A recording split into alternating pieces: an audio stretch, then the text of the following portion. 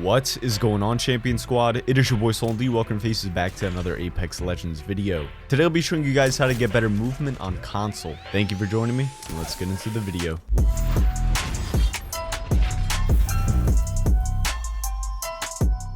Movement, aiming, and in-game decision making are the three biggest factors on improving in Apex Legends. So today I want to focus on movement and how you can improve how smooth you navigate around the map. So I created a custom movement course with stages that increase in difficulty. Guys, we are on the road to 20,000 subscribers, so if you're new here, subscribe and join the Champion Squad. Here you'll find the best Apex tips and tricks to make you an even better player. Now let's get into the movement course.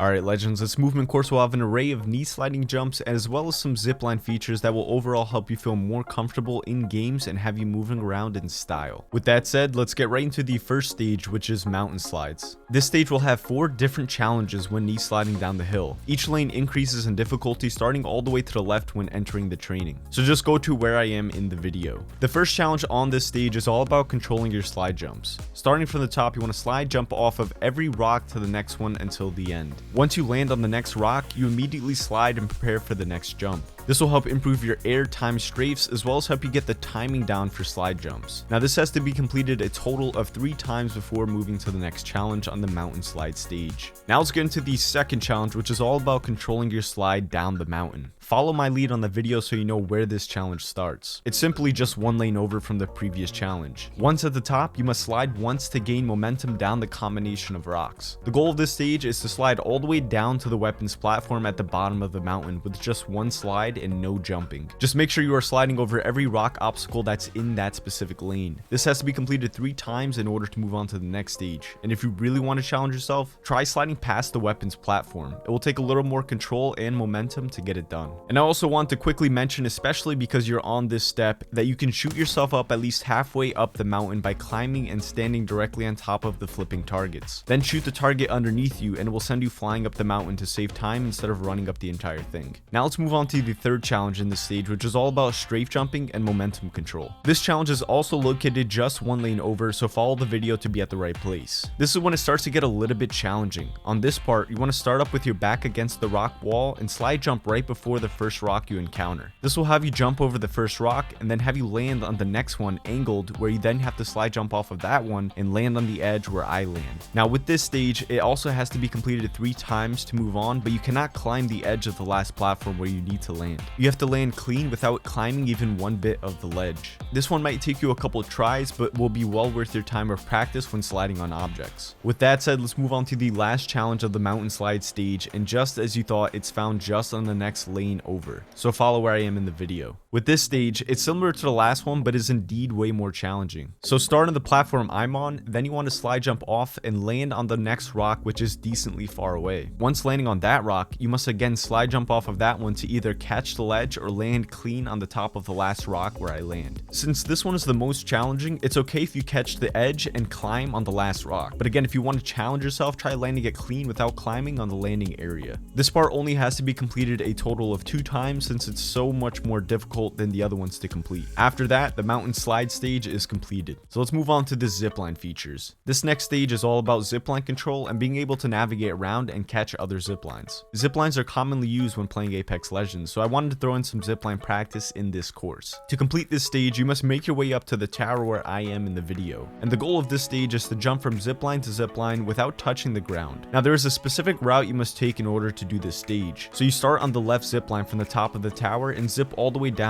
until you can jump off and catch the vertical zipline. Once on the vertical zipline, let it take you all the way up, and then you should be on your toes because it will send you flying in the direction you're looking in. Once the vertical zipline shoots you off, you want to catch the one directly underneath you. You will have a few seconds to prepare for the catch since the drop is pretty big. So after catching the zipline underneath, follow that zipline up until you can jump and catch the next zipline in front of you. Now once on that zipline, it will take you back to the original starting tower. Now the only way to complete this stage is to do 3 consecutive laps without touching the ground once or falling off. This will definitely put your zipline capabilities to the test, and hopefully after completing the entire course, you will feel more comfortable in how you navigate around the map when playing Apex Legends. Now, this course is designed to help warm your movement up before playing your first match, and will also help you improve on how you move around the map, especially if you are a new player to the game. Now, as I said before, movement is one of the top 3 contributing factors on improving your Apex Legends gameplay. So doing this course at least once a day will help improve your fundamental movements that you should be using every time you're playing Apex Legends. But anyways, that is going to wrap up today's video. Thank you for spending a couple minutes every day with me. If you enjoyed today's video, don't forget to leave a like rating. It is always appreciated. Also, don't forget to subscribe and join the Champion Squad. We are on the road to 20,000 subscribers. I hope you guys have a fantastic rest of your day, and as always, this has been your boy Sultan, and I'm signing off. Peace.